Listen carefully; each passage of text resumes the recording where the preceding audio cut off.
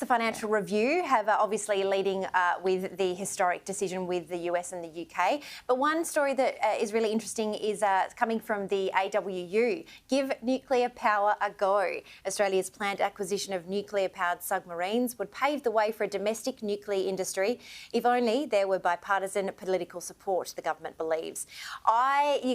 We knew that this was coming, right? And I've got a feeling that there is going to be a couple of Liberal or coalition heavyweights, or even some new faces that are probably going to stick their head above the parapet tomorrow and talk about nuclear power.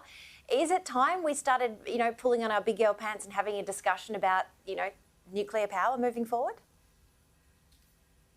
Well, if they're serious about having no emissions, then they have to have a serious debate about nuclear power. So I think what I found really interesting is how long it took Albo to come out today. As you say, we knew this was coming last night. The announcement was made early this morning. So in that news cycle, from 7 o'clock with the PM press conference, to see the opposition leader come out after lunchtime, so early afternoon, that's a very long time in a news cycle to wait to hear from him.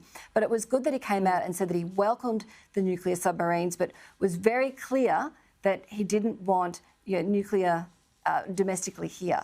But there is going to have to be a very serious debate about that. And he's in a very difficult position. It puts Labor in a very difficult position, because you've now got Australia saying, yes, we want these nuclear submarines for our protection. So, as you say, nuclear is now part of the discussion. We'll see it happen on water.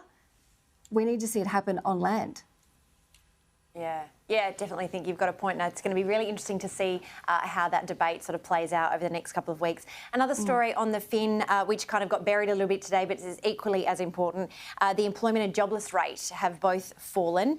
Employment plummeted by 146,000 in August, the largest fall since the start of the COVID-19 crisis, as people lost their job or worked 0 hours due to lockdowns in Sydney or Melbourne. I guess this isn't a surprise, is it, Leisa? But if these figures and that graph on the front page of the fin isn't something to make business owners have their heart in their mouth, I don't know what is. So do you think that these sort of figures will jumpstart the hearts of people like Daniel Andrews and Anastasia Palaszczuk and Gladys Berejiklian to say, we've got to get our show on the road, guys? Look, I think the problem with this set of figures, they're not real. If you saw these figures come out 2.5 years ago, when we weren't dealing with COVID, it would be a very different story. It would be a time to celebrate. Yeah. But at the moment, what you're seeing are so many people that they've basically just disappeared off the radar. If they're in lockdown areas and they're receiving government grants or government subsidies, they're no longer qualifying or putting their hands up for what we would call in the old days the dole. So the figures aren't real. Yes, they're historically low, like the lowest in 13 years, but you can't... 4.5% unemployment, like you say, through the lens of where we are.